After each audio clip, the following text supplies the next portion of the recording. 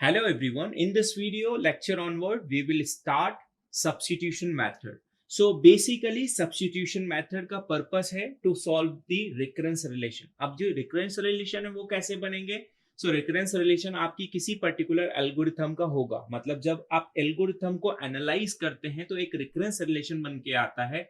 उस recurrence relation को solve करने के लिए we have a three methods. One is called a substitution method. Second one is called the master method. Third one is called the recursive tree method. ये तीन method के through आप किसी भी रिकरेंस रिलेशन को सॉल्व करते हैं. तो इस वीडियो में हम डिस्कस करेंगे सब्स्टिट्यूशन मेथड के थ्रू कैसे हम रिकरेंस रिलेशन को सॉल्व करेंगे यूजिंग वन रिकरेंस रिलेशन.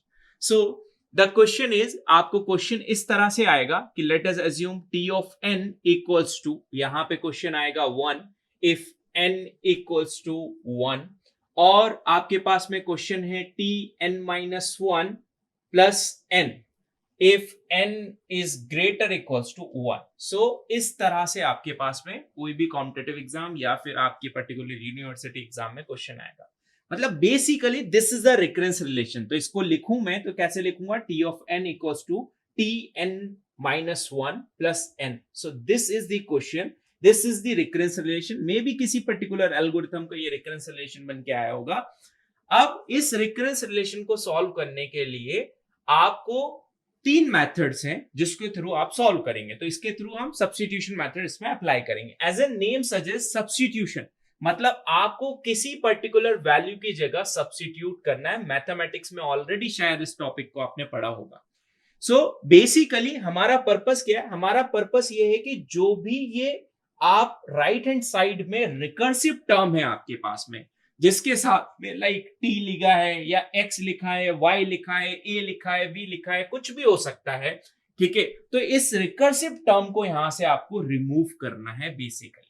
ठीक है, सो रिमूव करने के लिए हमें क्या करना पड़ेगा? कुछ ना कुछ उसकी जगह सब्स्टिट्यूट करते जाना पड़ेगा ताकि हम उसको एक पर्टिकुलर इस टर्म को रिमूव कर पाए. ठीक, नाउ मुझे क्या करना है? इस टर्म को रिमूव करना है. तो हम क्या करेंगे? सबसे पहले late us assume this is the equation number 1.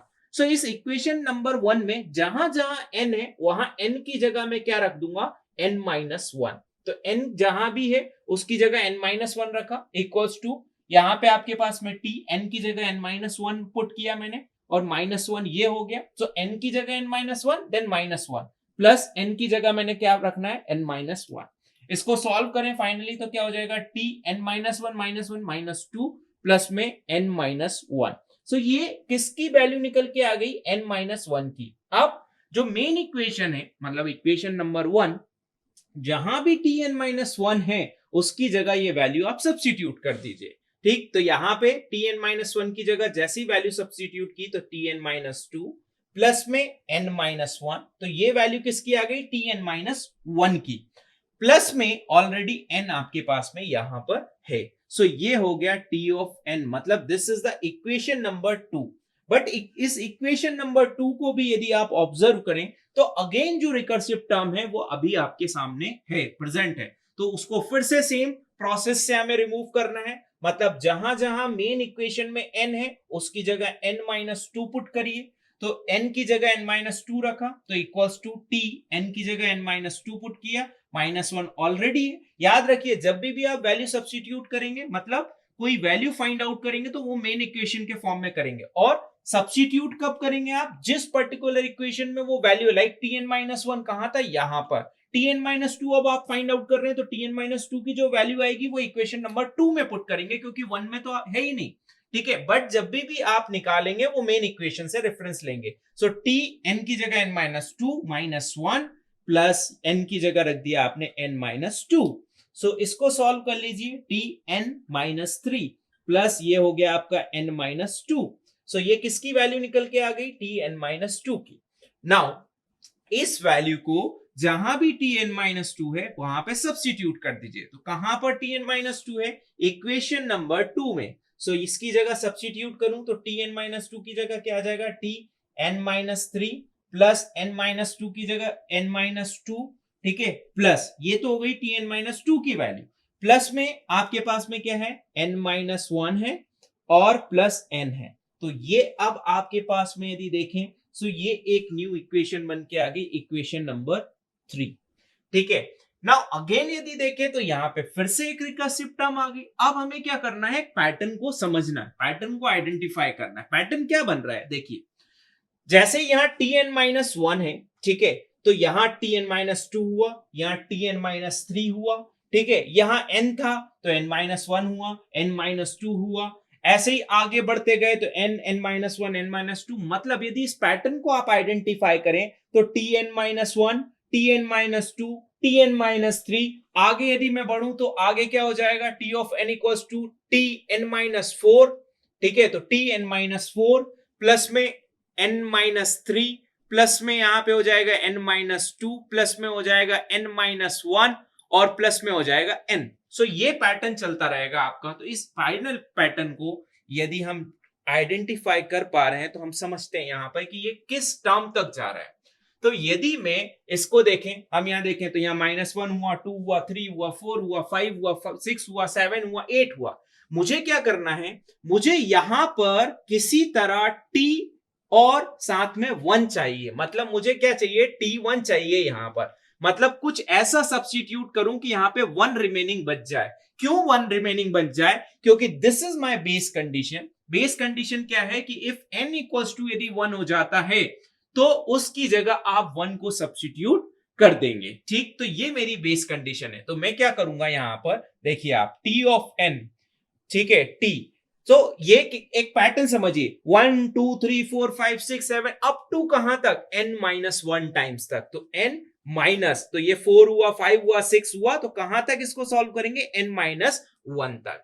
याद रखिए यदि for example if n equals to, ठीक है, यहां पे 0 होता तो 1 यदि आप पुट कर रहे थे या 0 आप पुट कर रहे होते इस पर्टिकुलर केस में, यदि इक्वल वाली कंडीशन हो जाती तो वहां पर आप यहां पे यदि 0 चाहिए होता तो n टाइम्स तक आपको वहां पे आपकी सीरीज को लेकर जाना पड़ता। ठीक, तो ये हो गया tn-n-1 प्लस आगे बढ़ा तो ये n-2, ठीक है। सो कैसे लिखेंगे हम, n की जगह, सो n minus n-2 plus n-3 plus n-4 and so on, चलता जाएगा कहां तक, n टाइम्स तक। ठीक, अब यदि इसको देखें तो ये n पॉजिटिव, ये n नेगेटिव, तो ये क्रॉस हो गया, ये n से n क्रॉस हो गया, n से n क्रॉस हो गया, n से n क्रॉस हो गया। ठीक है, तो ये क्या बन गया आपके पास में t1, क्योंकि माइनस माइनस प्लस हो गया, प्लस ये कितना हो गया, माइनस माइनस प्लस 2 प्लस 3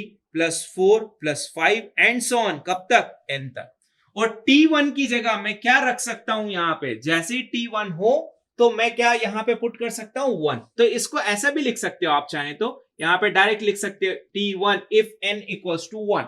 ठीक है, मतलब n की वैल्यू, मतलब यहां पर n की वैल्यू जैसे ही 1 हो जाए तो t1, तो t1 यदि हो गया तो उसकी जगह मैं क्या यहां पे रख सकता हूं 1।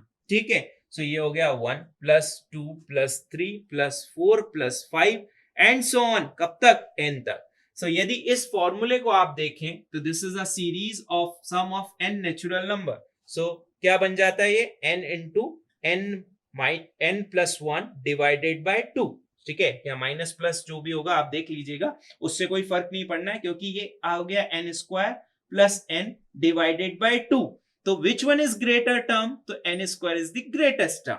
तो इस पर्टिकुलर केस में क्या हो जाएगा आपका n स्क्वायर। ठीक है, प्लीज चेक यहाँ पे माइनस होगा या प्लस होगा। तो यदि अपन चाहें तो अपन सॉल्व करके भी देख सकते हैं कि लेट सपोज कि फॉर्मूला हमने सही लिखा या गलत लिखा, तो 1 प्लस 2 प्लस 3, ठीक है, कितने नंबर है, 4, सम कितना आ रहा है, 7 8 10।